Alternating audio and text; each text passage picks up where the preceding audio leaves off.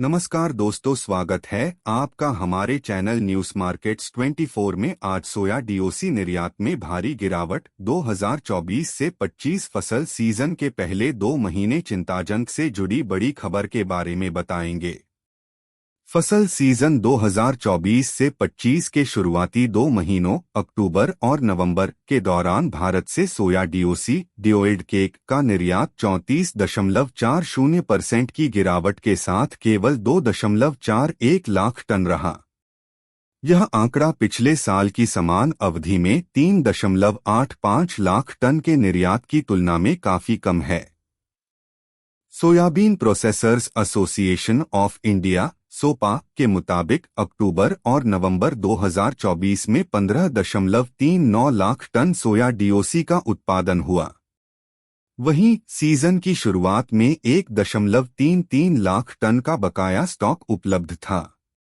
इस अवधि में कुल 2.41 लाख टन सोया डीओसी का निर्यात किया गया, जबकि घरेलू खपत के लिए 1.50 लाख टन फूड और 11.50 लाख टन फीड में इस्तेमाल किया गया।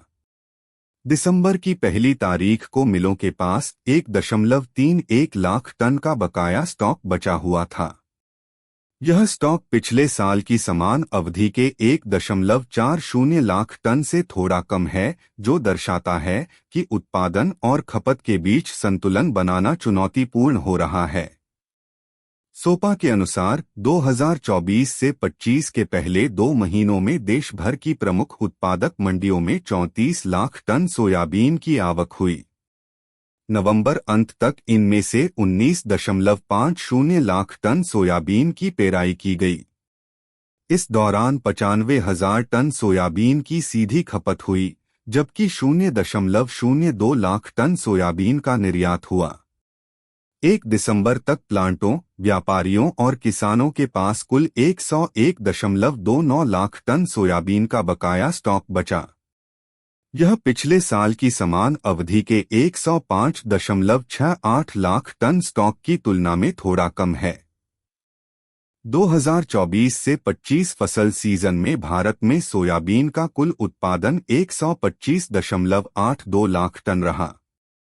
सीजन की शुरुआत में 8.94 लाख टन का बकाया स्टॉक मौजूद था। इस तरह कुल उपलब्धता 134.76 लाख टन रही। इसके अलावा चालू सीजन में लगभग 3 लाख टन सोयाबीन के आयात का अनुमान लगाया गया है। पिछले फसल सीजन में भारत में 118.74 लाख टन सोयाबीन का उत्पादन हुआ था। उस समय नई फसल की आवक के दौरान 24.07 लाख टन का बकाया स्टॉक उपलब्ध था। कुल उपलब्धता 142.81 लाख टन रही थी, जिसमें 6.25 लाख टन का आयात भी शामिल था। सोया डीओसी के निर्यात में आई गिरावट का मुख्य कारण वैश्विक मांग में कमी और घरेलू खपत में वृद्धि को माना जा रहा है। हालांकि उत्पादन स्थिर बना हुआ है, लेकिन बकाया स्टॉक में गिरावट और कम निर्यात से व्यापार पर नकारात्मक प्रभाव पड़ सकता है।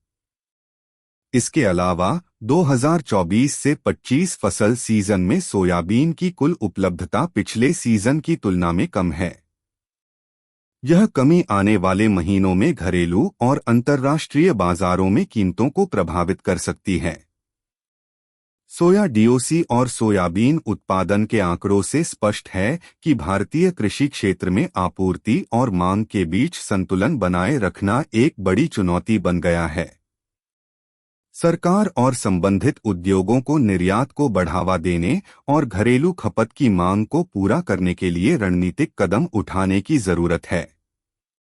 यदि निर्यात में गिरावट जारी रही तो इसका असर किसानों और प्रोसेसरों की आय पर पड़ सकता है। वहीं बकाया स्टॉक का घटता स्तर भविष्य में संभावित आपूर्ति संकट की ओर इशारा करता है। खबर में सिर्फ इतना ही। इसी तरह के न्यूज़ जानने के लिए हमारे चैनल को सब्सक्राइब करना न भूले और न्यूज़ मार्केट्स 24 देखते रहे।